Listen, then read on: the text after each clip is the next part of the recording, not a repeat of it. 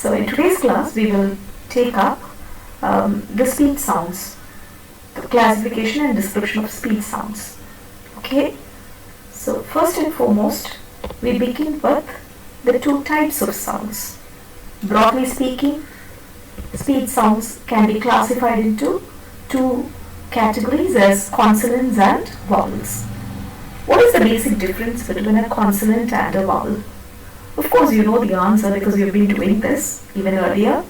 So, but I will of course reiterate it for you.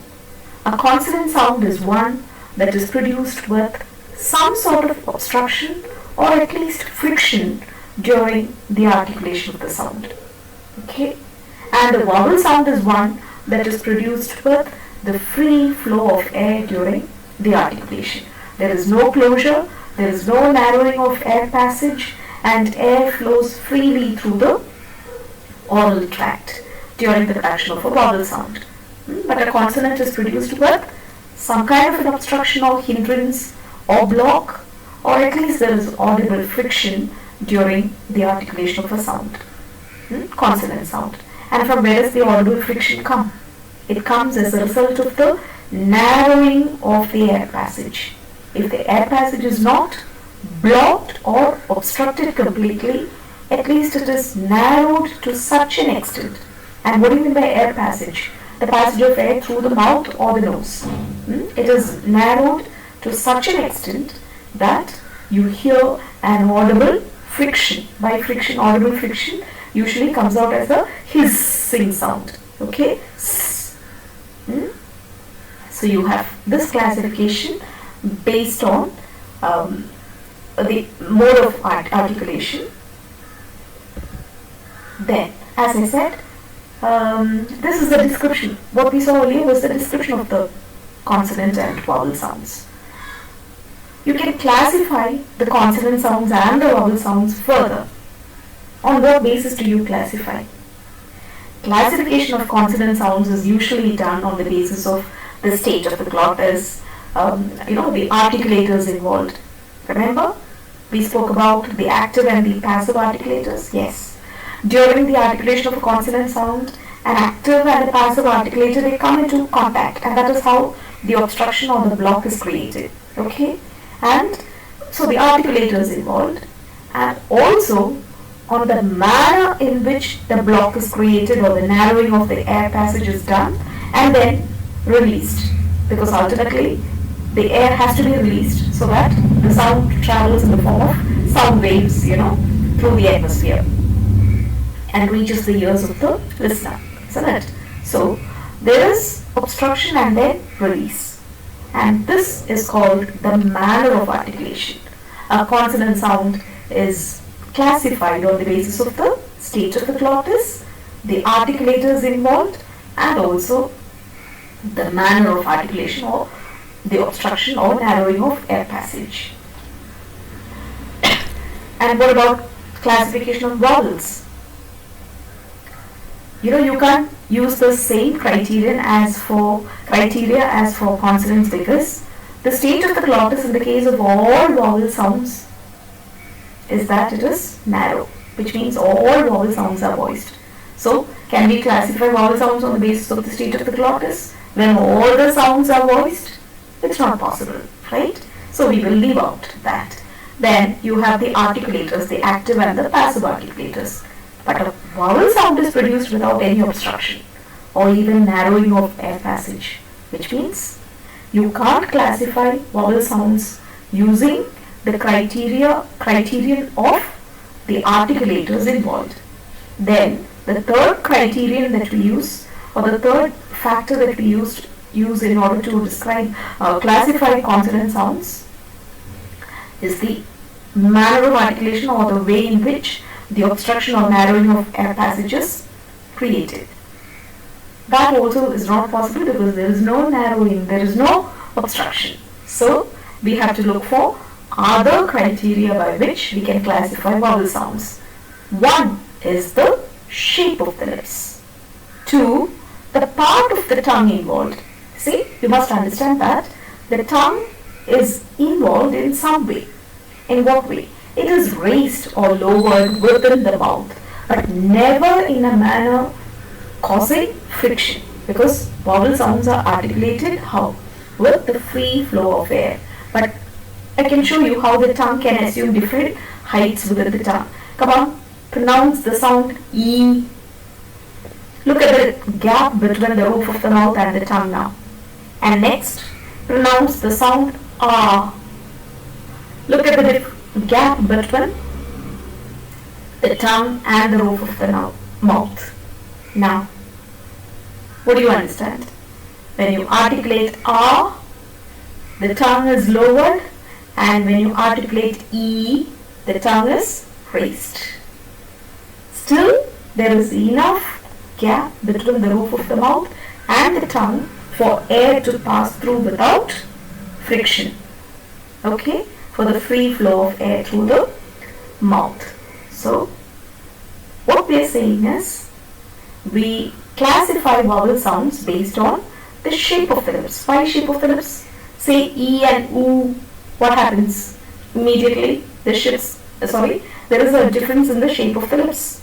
The lips become rounded when you say U, and when you say E, slightly spread, isn't it? So there is a difference in the shape of the lips, part of the tongue, and also the height to which the tongue is raised.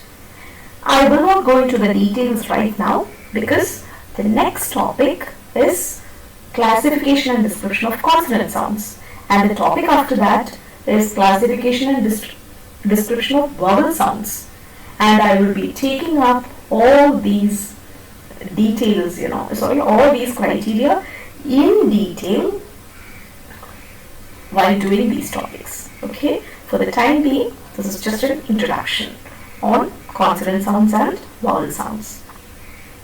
First and foremost, a consonant sound is one during the articulation of which there is an obstruction or friction to the free flow of air through the mouth.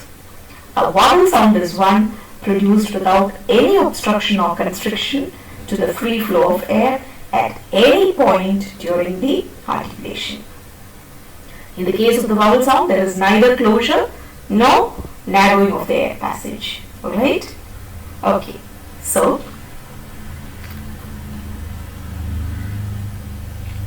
before going to the detailed description of consonants and vowels, I thought I would do a class on just the sounds of English. Normally I spend 1 hour on this right at the beginning and then forget this topic altogether. But since I was not able to use the board and so on, I kept pushing this topic. So I think this is the right time to take up. You've already done this. You know the transcript, you know the script of phonetic script and so on. But this is just to refresh your memory, right? Nothing more than that. The sound system of English, there are 44 sounds in English, 44 sounds, of which 24 are consonants and 20 are vowel sounds.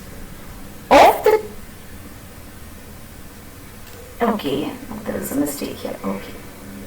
Of the 20 vowels, 12 are pure vowels and 8 are diphthongs. You already know this, I know that. Right? 44 sounds, 24 consonants, 20 vowels. Of the 20 vowels, 12 are pure vowels and 8 diphthongs. 8 are diphthongs. Now listen carefully. When you are asked an essay question on English vowels, please write about both pure vowels and diphthongs.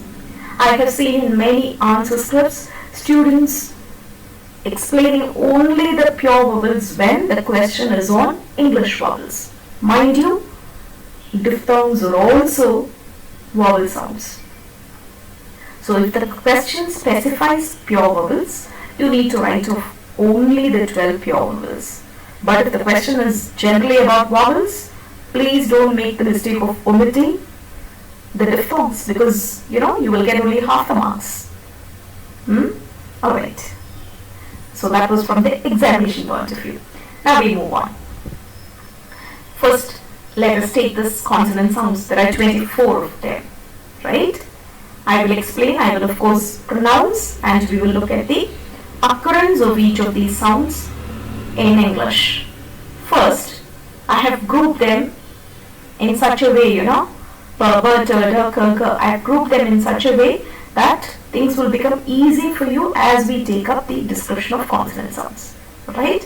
There is a logic behind putting p, b, t, d, k, g together.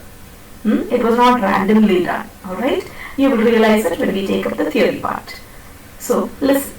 First sound is p, b, t, d, k, g. P occurs initially, medially and finally in English words. B occurs initially, medially and finally. T initially, medially, finally. D initially, medially, finally. K initial, medial and final positions, and G too occurs in all the three positions, right? G in gate, begin, tug. But be careful, girls. Don't go by the spelling of the word, because you will make a mistake if you look at only the spelling. A word like giant, G-I-A-N-T, it does not contain the sound G. Right? So, when you give examples for sounds, always go by the pronunciation and never by the spelling. Because the letter G can be pronounced in words as either J or G. Gem, G-E-M, right? And how do you pronounce it?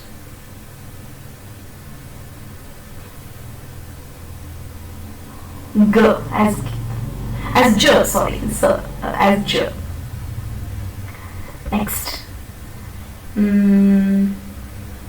Next you have F, V, Th, D, S, Z, Sh, J and H. These are the sounds that I have grouped together. Again, they are 9 in number.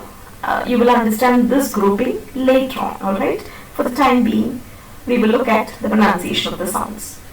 First one is F, and it occurs in all the three positions in English words. V occurs in all the three positions. See, don't go by the spelling, go by the pronunciation. Take this word love, L-O-V-E. So does it occur in the final position? Yes, because the pronunciation of the word is love. B is the final sound here. Then we look at the next sound, th, in thin, breathless, month, and then you have the in then, father, breathe. Look at these two words. In breath, breathless, and breathe, the TH is pronounced differently. In breath or breathless, the sound is th, and in breathe, it is the. This is not pronounced as father, da. Then you have scent, z, sing and zebra. It occurs, these sounds occur in all the three positions. Then sh, sh, sh, sh. Sh of course is easy because we have an equivalent in Malayalam, sha. So we have words like shine and dashing and flash, etc. So the sound occurs in all the three positions. What is the next sound? J. That is, it is pronounced exactly like sh with voicing, with the vibration. And this sound does not occur in the initial position. If at all you want a sound in the initial position, you can think of this word, which is basically a French word, and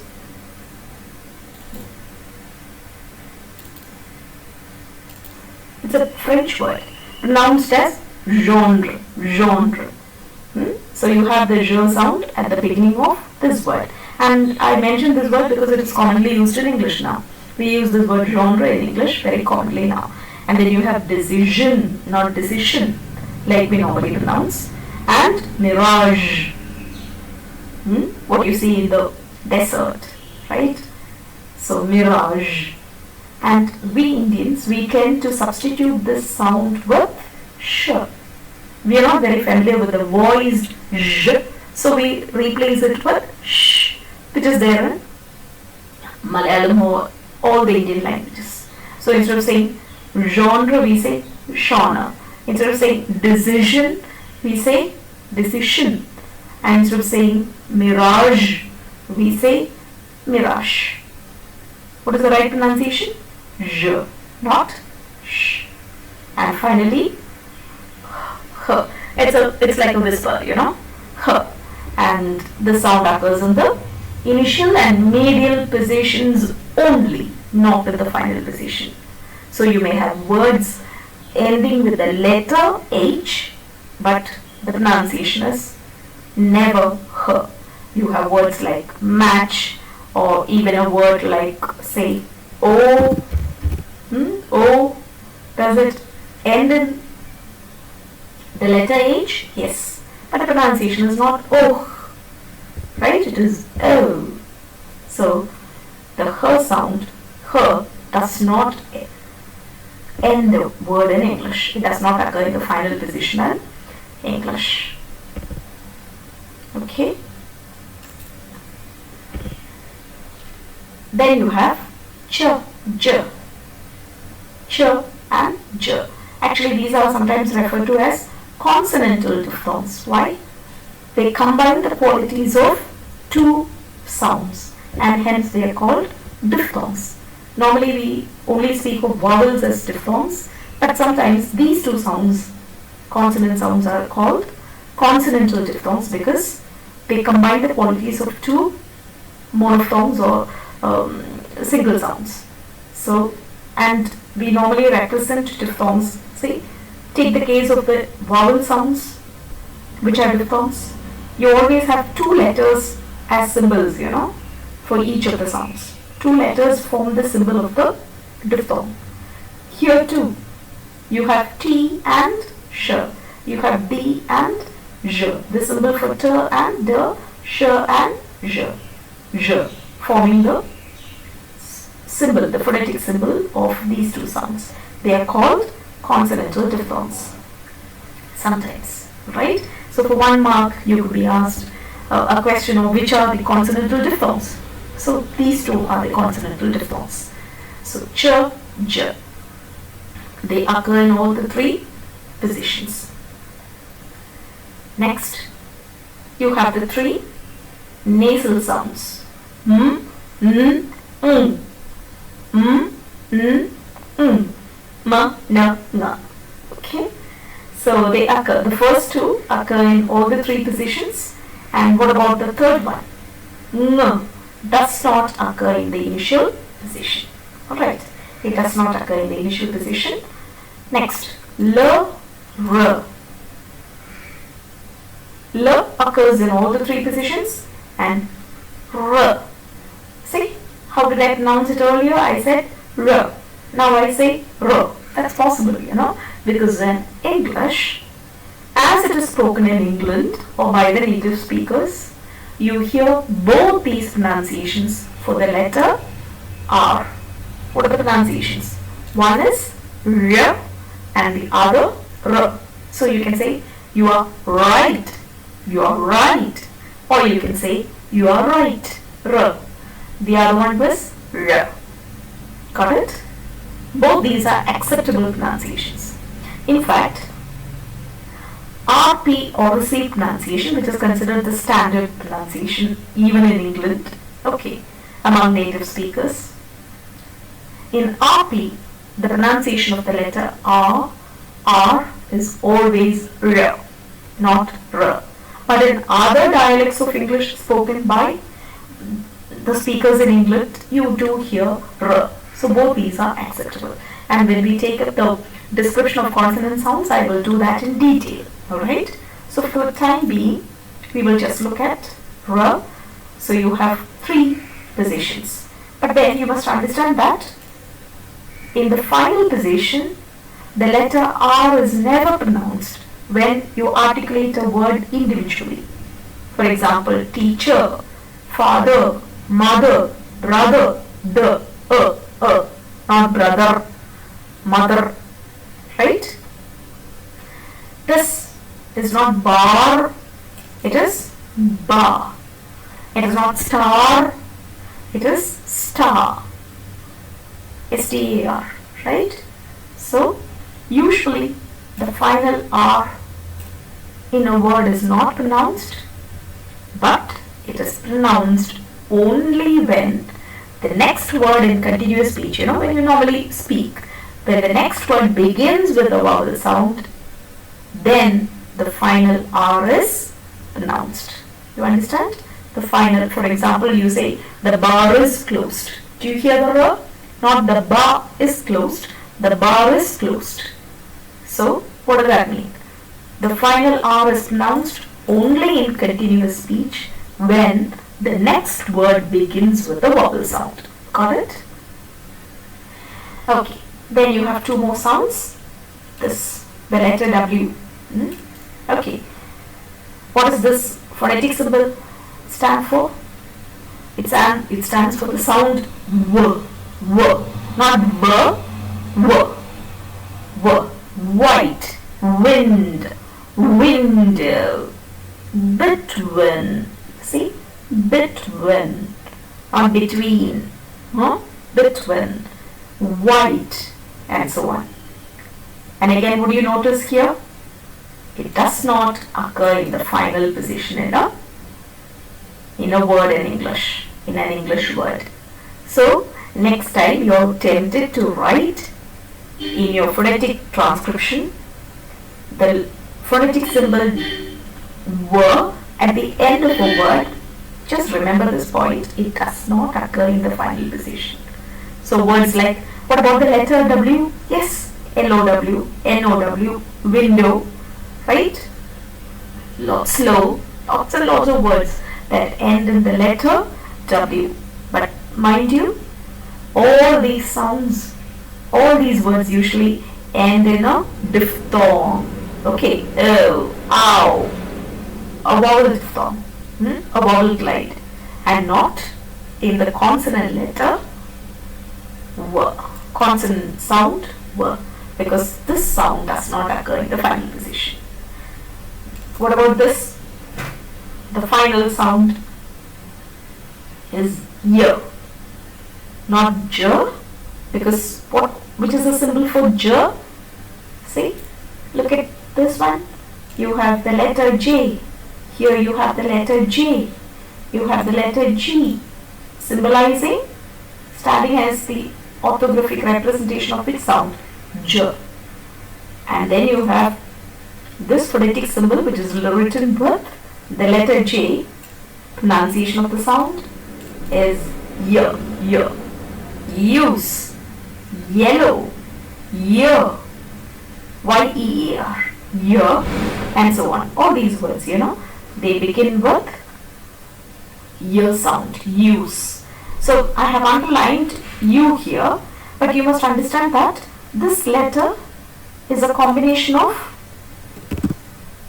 two sounds now. What are the two sounds? One is year and the other is ooh, U. Both together stand for the letter U. Okay? One is the sound year and the other is the vowel oo together, forming the sound U. U. Okay. Does it occur in the final? And what about pure? Yes. It occurs in the medial position in a word like pure. Actually, this would be inverted E. After oo, you will get inverted E. Got it? Not normally E, inverted E. That is the pronunciation of pure. So where does it occur? It occurs in the medial position. Okay. Does it occur in the final position?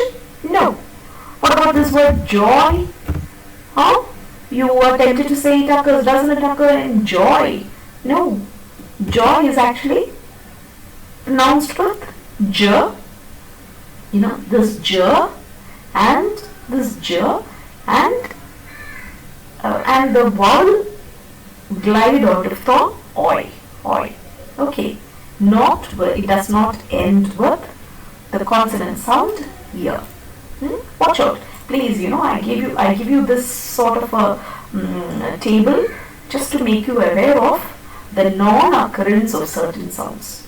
So y does not occur in the final position, w does not occur in the final position, and h does not occur in the final position, and most of the other consonants, occur in all the three positions. So what you need to remember is the sounds that do not occur in certain positions, so that you will not make mistakes with transcription. Okay. So here I wanted you to make a note of the pronunciation of r and v and w. R is never pronounced in the final position unless the next word begins with a vowel sound. I already mentioned that, right? That is the second point. Never pronounced in the final position of a word except when the next word begins with a vowel sound. But what about the first one? The sound is never pronounced before a consonant sound. Take the word mark. Okay, just a minute. Take this word. You always talk about mark, mark, mark. Right? What do you hear when you say mark? R comes into the pronunciation. But k is a consonant sound. The r sound is never pronounced before a consonant. So, you will not hear teachers pronounce it as mark. How do they pronounce it? Mark. And then take this word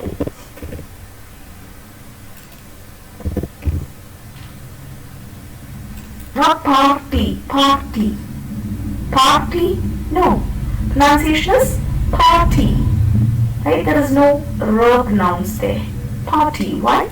Because the r occurs before a consonant sound. So it is not pronounced. There are two positions in which the letter R remains silent in a word.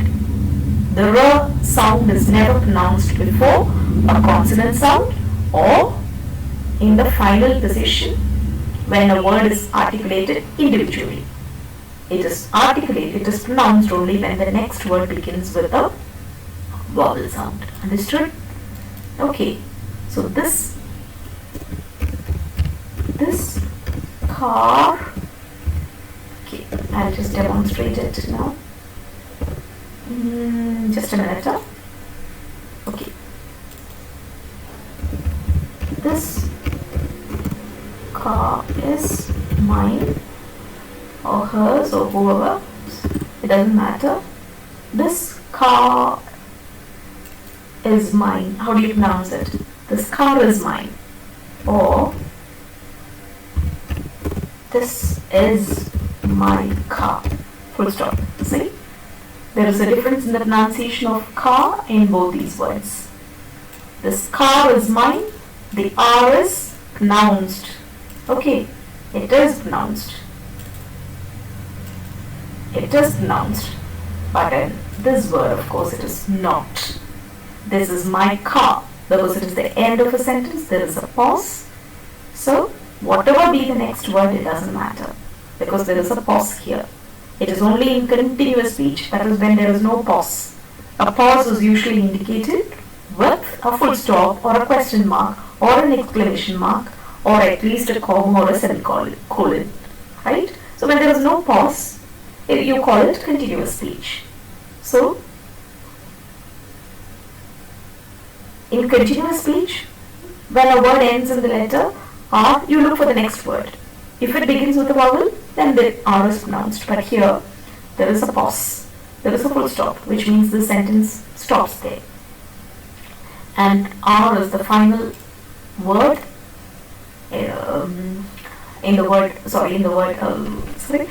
R is the final letter in the word car, and it is not pronounced. Right? Okay. Now take the pronunciation of, this is very important. Why?